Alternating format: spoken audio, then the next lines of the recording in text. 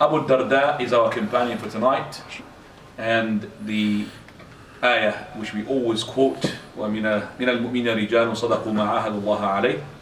From the believers, there were men who were truthful to their covenant. They are the companions of the Prophet Muhammad sallallahu alaihi wasallam. Their love is to be the religion, and their love is to be the ultimate, which is al-ihsan, and also the hatred is to be from the kufr. And he who had insulted the companions of the Prophet of Allah, then the curse of Allah, the curse of the angels, and the curse of all mankind is on him. Abu Dardah radiallahu anhu is our companion for tonight. Abu Dardah is the wise of this ummah. He was as well the most eminent among the reciters of Dimashq in Bilad al-Sham. He was one of the four who had gathered the Qur'an in the time of the Prophet of Allah sallallahu alaihi wasallam. He is from Khazraj, that means he's from the Ansar. So Abu Dardah is from the Khazraj, and Ansar, if you remember, they are either Ansar from Khazraj or Ansar from Aus. In terms of his virtues, as we said, he's from the four people who had gathered the Qur'an. Anas radiallahu anhu narrates for us that the Prophet sallallahu alaihi wasallam said, no people had gathered the Qur'an except for four. Abu Darda is one of them. The rest is Mu'adh ibn Jabal and Zayd ibn Thabit radiallahu anhu wardah, and Abu Zayd. And in terms of his closeness to the Prophet of Allah sallallahu alaihi wasallam, we find he was so close that he was eager to learn from the Messenger of Allah. For verily we learn from him, the Prophet of Allah counseled me with three, he said. أوصاني بثلاث لا أدعهم. Verily I don't leave them and abandon them whatsoever. لشيء, for any price. صيام ثلاثة أيام من كل شهر, to fast 3 days from every month. وأن لا أنام إلا على وتر, and I don't sleep except I have prayed my witr. And وسبحة الضحى, and to pray the duha, which is the prayer in between the sunrise and the dhuhr prayer. Also, the Prophet sallallahu alaihi wasallam, he told Abu Darda, Ya Abu Darda, la takhussa laylat al-jumu'ati biqiyam. Do not specify the night of Friday with qiyam, and also do not specify the day of Friday with siyam. And we know that from Abu Darda radiallahu anhu, who narrated the hadith of the Prophet sallallahu. So the Messenger of Allah telling us we should not specify the night of Friday with any qiyam, nor we should specify the day of Friday of siyam. But if it happens that you are, for example, fasting a day on alternate and breaking the following day, and it happens to be Jumu'ah, then there's no problem. You could fast Jumu'ah voluntarily if you add to it a day. So if you could add to it a day, there's no problem, inshallah. In terms of his fiqh, as we said, is faqih, because he was eager to learn the knowledge. Abu Abdul Rahman al-Sulami, he said, verily, there was a man with us, and he was a person whom his mother commanded him to marry a woman, and then later on she commanded him to divorce the woman. So because she had made this decision, he wanted to consult a companion, so he went to Abu Darda. He went all the way to Dimashq where he was residing. So he said, verily my mother commanded me to marry a woman, and then later on she told me to divorce her. Shall I divorce her? He said, verily I'm not going to tell you to divorce, nor I'm going to tell you to stay with her. But I'm going to tell you that the Prophet ﷺ, he said that the parents are the middle gate of Jannah. Either you take it or you leave it. That means, are you going to take it or are you going to leave it? Of course you're going to take it. So listen to your mother. So from this hadith, from the others, we learn that the Jannah has more than one gate. It has actually 8 gates. And one of the gates is called the gates of the parents, the two fathers, the father and the mother. And also we learn from this hadith that the obedience of the father is to be compulsory. And also it is compulsory and more compulsory to obey the mother than the father. And if your father or your mother are upon good, like for example they are righteous, and they told you to divorce your wife for a reason which you can't see yourself, then obey your father and obey your mother. But if your father and your mother, they are not righteous, and they're telling you to divorce your wife for no reason or apparent reason, then you don't have to obey them, but you have to be good to them. So also Ma'dan ibn Abi Talha, he says, Abu Dardah said to me, where do you live? So he said, I live in a village which is not far away from Hims, which is a city in Syria. So he said, I've heard the Prophet ﷺ saying that 3 people in a village where there is no adhan, adhan means the call for the adhan for the prayer, there's no adhan to be called, nor the prayer is to be performed, except that the shaitan will overrule, the shaitan will overcome them. So hold on to the jama'ah, for verily the wolf take the sheep which is away from the flock. So if you are away from the flock, you're vulnerable. You're away from the flock, you're vulnerable for the shaitan. From this hadith we also learn that the importance of the jama'ah prayer for people. They're really, at the moment, they're not really taking care of the jama'ah prayer. The jama'ah is important. It's compulsory for those who are close to the masjid. And the shaitan would Alhamdulillah. And the shaitan, he would attack the one on his own. So, and if this person is with his brothers, with the jama'ah, then he will make it difficult for the shaitan to attack him. So be careful. Qais ibn Kathir, he says, and this is a hadith we have learnt as well from him.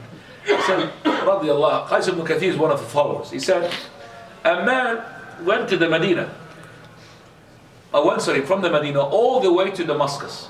And that is a long trip, especially if you're not really using trains or planes, you're using a camel or foot.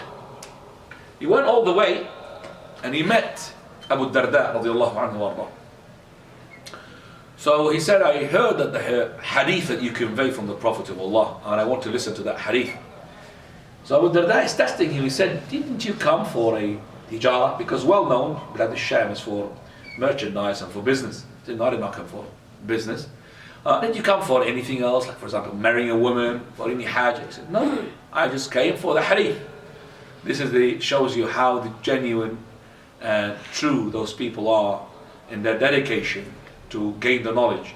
They go all the way from Medina to Jerusalem. You're talking about more than 900 miles in order to learn the knowledge. And it's the knowledge that he wants to take is only one hadith. It's not a lecture.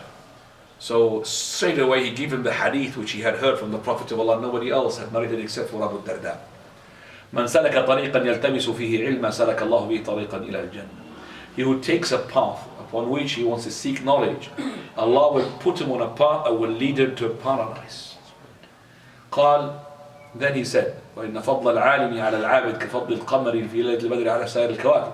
And the excellence of a knowledgeable person in comparison to the one who is ignorant, just like the difference between a moon which is full and the rest of the planets and the rest of the stars. That means when the moon is full, the stars are nothing. And وَإِنَّ الْعَالِمَ لَيَسْتَغْفِرُ لَهُ مَنْ فِي الْأَرْضِ وَمَنْ فِي السَّمَاوَاتِ. And verily the scholar, all inhabitants of the heavens and earth, and also the sea, حتى الحيتان في الماء, even the fish in the sea, they seek forgiveness for those who are learned, or the people of knowledge. قال وَإِنَّ الْعُلَمَاءَ وَرَثَةُ الْأَنْبِيَاءِ. And verily the scholars are to be the inheritors of the prophets. وَإِنَّ الْأَنْبِيَاءَ لَمْ يُوَرِّثُوا دِرْهَمًا وَلَا دِينَارًا. And verily the prophets did not bequeath any dirham or dinar. وَإِنَّمَا وَرَّثُوا الْعِلْمِ. And verily they bequeath the knowledge. فَمَنْ أَخَذَ بِهِ أَخَذَ بِحَظٍ وَافِرٍ. So he who takes and holds on to the knowledge, then he has taken a lot of abundance of good. So this hadith is from Abu Dardah radiallahu anhu warḍah. And I believe that this hadith is a mighty hadith for you to seek knowledge. And the knowledge that he's talking about, the knowledge of religion, not the knowledge of the physics or the maths or the knowledge of the dunya, but the knowledge of the akhirah. In terms of his asceticism or zuhd, he was a zahd, he was ascetic. He was a person who was living his life in a modesty. Radiallahu anhu warḍah. So Abu Dardah, he said, and Nabi sallallahu alayhi wa sallam, when he was sent as a prophet, I was a tajir, a businessman, a merchant. And I wanted actually to gather between ibadah, worship and merchandise. But they never gathered for me. So I had refused the tijara, the business and the merchandise. I have refused the transaction, the trade. By the one in whose hand is my soul, and listen to this.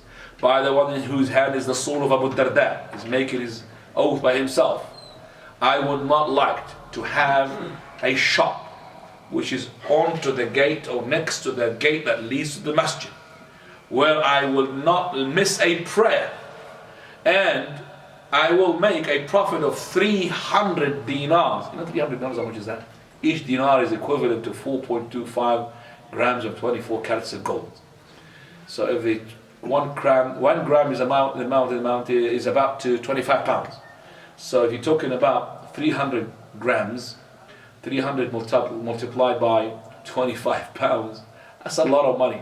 So if I make a profit, halal profit every time of 300 dinars, and yet I don't miss a prayer, and those 300 dinars, I don't use them myself, but I give sadaqah in the charity of Allah, I would not swap that.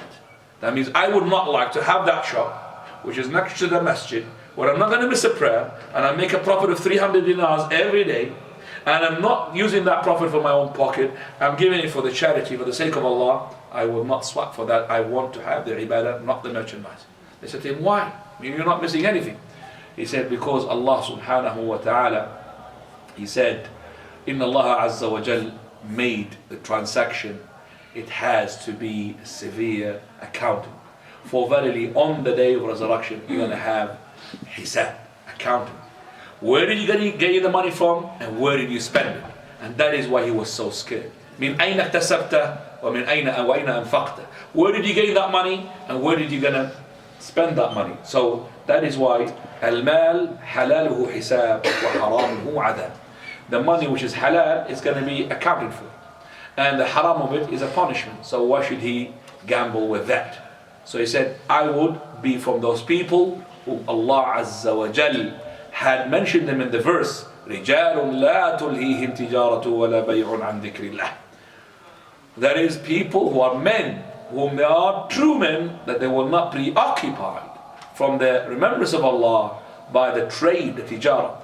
So they will not be occupied from the prayer because of the tijara. لا تلهيهم تجارة ولا بيع عن ذكر الله وإقام الصلاة وإيتاء الزكاة يخافون يوما تتقلب فيه القلوب والأبصار. This is for you, Abu Dardah radiallahu anhu wardah, who is a great companion. As I said, Abu Dardah, he has lots of admonishing, and we want to learn his admonishing. What did he teach us, Abu Dardah radiallahu anhu? Abu Dardah, he says, Ya ibn Adam, O son of Adam. That is, the earth is for you, is being given for you as a place to live in it. So why are you using that land for destroying your age from the moment that you've been given birth? O son of Adam, you are only days. Every day goes, some of you goes. So use that earth or that land for the sake of obeying Allah subhanahu wa ta'ala. And every time you eat food or you drink or you gather abundance of money, remember, where are the ruins of 'Ad and Thamud? Everything is gone. Nobody would purchase it even for 1 dirham. So what are you gaining for? All of that is from Abu Dardah radiallahu anhu warḍah. Abu Dardah, he is a person, he used to leave the dunya so much. When the Prophet of Allah came to Medina and he made brotherhood between him and Salman al-Farisi radiallahu anhuma, one day Salman, he comes and he sees that the wife of Abu Dardah is not dressed up properly. So he says, what's happening, Dardah? She said, well, your brother has got no concern in this dunya. That means he's just all the time praying the night, all the time fasting. So why should I really beautify myself? Who am I going to beautify myself for? So when Abu Darda arrived, so he said, he saw Salman and he started to make him food. So Salman, he said, okay, eat. Abu Darda, he said, I'm fasting. He said, I'm not going to eat until you eat. So he made him to break his fast. It's a voluntary fast. After he finished the food, he said, I'm going to go sleep. So he went to sleep. Then Abu Darda started to pray his night prayer. She said, I'm not going to sleep until you sleep. Sleep. So he slept until it was the last third of the night. Then he said to him, get up, Abu Darda. Now you start praying. So he prayed. And after the prayer he said, Inna li jismika alayka haqqa verily your body has a right. That means you can't exhaust your body by fasting the day and praying all night. وَإِنَّ لِأَهْلِكَ عَلَيْكَ حَقًّا. And your wife has a right upon you. So don't miss the right, or don't abuse the right of your wife by simply saying that I am praying and I'm fasting. You have to give the right to that wife of yours. So the Abu Salman al-Farisi radiallahu anhu wa ardah, he was telling Abu Dardah that you have given up your life, but it is not so much that it will be on the expense of other things. So you have to really balance between those things. Otherwise, you're not going to be just. And the Prophet of Allah said that.